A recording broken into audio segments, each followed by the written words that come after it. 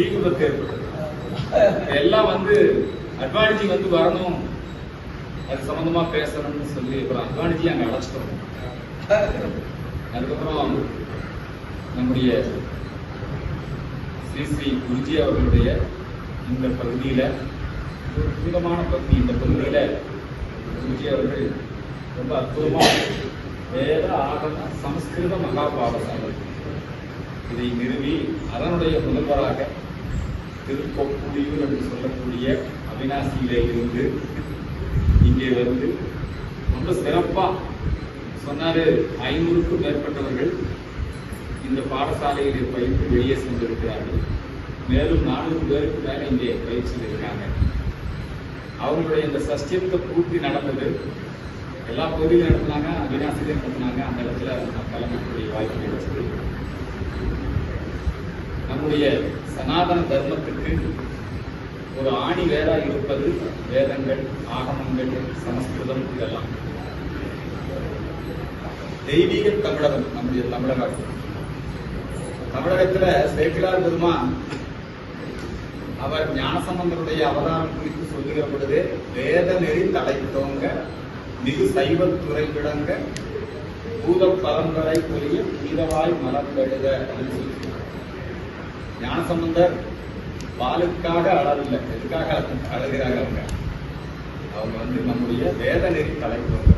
அப்ப வேத நெறிக்கு என்ன சோதனை வந்ததுன்னா சமணர்கள் பௌத்தர்களால நம்முடைய வேத நெறிக்கு சோதனை இருக்கு. அதெல்லாம் நாஸ்திக மதம், பௌத்த மதம், சமண மதம். ஞானசம்பந்தருடைய அவதாரம் அந்த அயல் மத ஆதிக்கத்திலிருந்து நம்முடைய சனாதன இந்து தர்மத்தை காப்பாற்றியது. அதனால வேத நெறி தலைத்தோங்க சைவத்துறை விளங்க. நம்முடைய தமிழகத்துல இப்ப நம்ம சொல்லக்கூடிய வேதம், ஆகமம், சமஸ்கிருதம் இதுக்கு எல்லாத்துக்குமே இப்போ இந்த சென்சி தலைமுறை எதிர்ப்புலாம் அப்படி கிடையாது. நம்முடைய தமிழகம் அந்த மாதிரியான மண் கிடையாது. அதனால நம்முடைய மாணவர்கள் இப்போ சினிமா, போதை இந்த மாதிரியான கலாச்சாரத்துல போயிட்டு இருக்காங்க. அவங்க எல்லாம் மீட்கணும். அப்ப எப்படி அயல் மதத்துக்கு போயிட்டாங்க. நாவுக்கரசரே அயல் மதத்துக்கு போயிட்டாரு. சமண மதத்துக்கு மாறுகிறார். தர்மசேனர் என்கிற பேர் அவருக்கு வருகிறது. அதுக்கப்புறம் அவங்க அக்கா திலகவதியாருடைய தவத்தின் காரணமாக மீண்டும் தாய் சமயம் திரும்புகிறார். இறைவனே அவருக்கு பேர் வைக்கிறார் நாவுக்கரசர். அந்த நாவுக்கரசர் காலத்துல, ஞானசம்பந்தர் காலத்துல 2 பேரும் சமகாலத்துல வாழ்ந்தவங்க.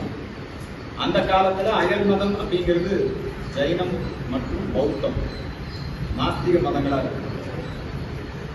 அதை மாற்றி அமைத்தவங்க இவங்கெல்லாம். இப்ப ஆனைமங்கலம் செப்பேடு வந்திருக்கு. நம்முடைய பாரத பிரதமர் நரேந்திர மோடியுடைய முயற்சியால நெதர்லாந்து போயிருக்காரு. நெதர்லாண்டுங்கிறது அந்த காலத்துல டச்சு. 17ஆம் நூற்றாண்டுல நம்ம நாட்டுக்கு வந்தாங்க. பிரிண்டிங் மிஷின் அவங்க தான் கொண்டு வந்தாங்க. பைபிள் அச்சடிச்சு விநியோகம் பண்ணாங்க. அப்போ அவங்க பாக்குறாங்க ஒரு பெரிய புத்த விகாரம் இருக்குது. அந்த புத்த விகாரம் சரியா பராமரிப்பு இல்லாம இருக்குது. அதை எடுத்துட்டு ஒரு பைபிள் காலேஜ் பண்ணணும்னு சொல்லி பண்ணாங்க. அந்த நேரத்துல இந்த நம்முடைய செப்பு தகடுகள் அங்கிருந்து அந்த நாட்டுக்கு போயிருக்கு. கடவாட்டி போயிடுறாங்க. 200 ஆண்டுகளுக்கு மேல அங்கிருந்து இன்னைக்கு நம்முடைய பிரதமர் போய் அங்க பேசி அதெல்லாம் வீட்டுக்கு கொண்டு வந்துட்டாங்க. இன்னைக்கு தமிழகத்துல சொன்னாங்க இல்லையா, பிராமணர்களுக்கும் தமிழ்நாட்டுக்கு சம்பந்தம் இல்ல. பிராமணர்கள் எங்கிருந்தோ வந்தவங்க, ஆரியர், திராவிடர், தமிழ் வேற, பிராமணர் வேற, தமிழ் வேற, சமஸ்கிருதம் வேறன்னு சொல்றாங்க இல்லையா. அதுக்கெல்லாம் நீங்க இந்த ஆனைமங்கல செப்பேட்டை காட்டணும். அந்த ஆனைமங்கலம் செப்பேடு சமஸ்கிருதத்துல வடமொழி. வடமொழின்னா வடக்கிருந்து வந்த மொழி. திசையை குறிப்பதல்ல. வடம்னா செப்பனிடப்பட்ட. வடமரம், ஆலமரம் இல்லையா. தேருக்கு சொல்றோம் வட கயிறு. வடம்னா செப்பனிடப்பட்ட அர்த்தம். வடமொழியும் தென்தமிழும் ஆனான் கண்டாய். ஆரியன் கண்டாய், தமிழன் கண்டாய், ஆரியமும் தமிழும் ஆனான் கண்டாய். ஆரியம் வேற, தமிழ் வேற எல்லாம் இல்ல, எல்லாம் ஒண்ணுதான். ஸ்வஸ்தி ஸ்ரீன்னு ஆரம்பிக்குது. சைவம் வேற, வைணவம் வேற இல்ல. நீ பாருங்க, ஒருத்தர் பட்டர்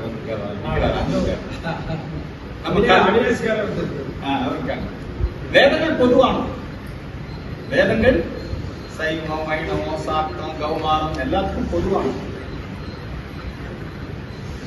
சிவபால சேகரன் பேர் வாங்கினவர் திருமுறை கண்ட சோழன், ராஜராஜ சோழன். சைவத்தின் மேல் சமயம் இருக்கு. ஆனால் மிகப்பெரிய சிவன் கோயிலை கட்டியவர். அவருடைய அந்த செப்பேட்டுல அவர் என்ன ஸ்வஸ்தி ஸ்ரீ போட்டு நிலமகள் கேழ்வன் திருமால் அவருடைய பெருமையெல்லாம் அவர் வருது கல்விக்கு. பல வைணவ கோவில்களுக்கும் பெருமாள் கோவில்களுக்கும் திருப்பணி பண்ணியிருக்காங்க. இந்த சைவ வைணவ மோதல்ங்கிறது அது வந்து ஒரு கற்பனை, ஒரு இட்டு கட்டிய விஷயம். அரிய சிவன் ஒண்ணு, அறியாத வாயில மாட்டேங்க. சைவ வைணவ மோதல் இருந்தது. இந்தியாவில் ஒருத்தர் அடிச்சு விட்டாங்க. கமலஹாசன் அது படமெல்லாம் எடுத்தாரு. 8 எழுத்து மந்திரம் பெருசா, 5 எழுத்து மந்திரம் பெருசா இல்லையா, கல்லை மட்டும் கண்டால் கட்டமை கிடையாது. அப்படியெல்லாம் ஒண்ணும் பெருசா விவாதங்கள் இருந்திருக்கலாம். தலை பெருசா, அஜித் பெருசா, விஜய் பெருசா இருக்காங்கல்ல, அந்த மாதிரி அந்த காலத்துல அப்படி ஏதாவது இருந்துக்கலாம். அதெல்லாம் ஞான வேள்வி. அதெல்லாம் வந்து அவங்களுக்குள்ள நல்ல ஆக்கப்பூர்வமான கருத்து. நிறைய வைணவ கோயிலுக்கு திருப்பணி பண்ணிருக்காங்க. அதையும் தாண்டி நாம ஒன்றும் மத வெறியர்கள் கிடையாது. ஸ்ரீ விஜய நாடு, அங்க சம்ஸ்கிருதத்துல பேர் ஸ்ரீ விஜயம். என்ன சம்ஸ்கிருத பேர் இல்லைன்னா அது எங்க இருக்குது? ஸ்ரீ விஜயம் இந்தோனேஷியா, பர்மா அந்த பக்கம், கெடார் மலேசியா பக்கம் இருக்கு. அதுக்கெல்லாம் மொத்தமா ஸ்ரீ விஜய நாடு. அந்த நாட்டு மன்னனுடைய வேண்டுகோளை ஏற்று இங்கே அவங்களுக்கு புத்த விகாரம் கட்டுறதுக்கு யாரு? திருமுறை கண்ட சோழன் இடம் கொடுத்து அந்த ஆனைமங்கல கிராமத்தினுடைய வருவாயெல்லாம் கொடுத்துருக்காரு. சம்ஸ்கிருதத்துல செப்பேடு, தமிழ்ல செப்பேடு. தமிழ் வேற சம்ஸ்கிருதம் வேறுன்னு அப்படியெல்லாம் இருக்காது. எல்லாம் ஒண்ணுதான். ரெண்டும் ஒண்ணு. ரெண்டும் நமக்கு சிவபெருமான் கொடுத்தது. இது அகத்தியம் கொடுத்தது, அது பாணினி கொடுத்தது. அதனால இந்த வித்தியாசங்கள் தமிழின் போர்வையில வடமொழி வெறுப்பு, நம்முடைய சம்ஸ்கிருத வெறுப்பு, ஜனத்தொகை கணக்கெடுப்பு சொல்றாங்க. நம்மளும் ஜனத்தொகை கணக்கெடுக்கும் போது தாய்மொழி தமிழ். நமக்கு தெரிந்த மொழி எதுன்னு கேட்டா நம்முடைய சம்ஸ்கிருதத்தை தான் சொல்லணும். அது நம்ம மொழி. ஆனால் சம்ஸ்கிருதம் சத்தம் போயினா அவன் பேர் என்னன்னு கேட்க, அவன் பேரே சம்ஸ்கிருதத்துல தான் இல்லையா? உதயநிதி சனாதனத்தை ஒழிப்பேங்கிறார். அவர் பேர் என்ன? உதயநிதி. சம்ஸ்கிருதம். சம்ஸ்கிருதம் ஒன்றும் செத்து போற மொழி கிடையாது. சாஸ்திரம் மொழி. சாஸ்திரம், தோத்திரம் ரெண்டுமே நமக்கு ரெண்டு கண்ணு.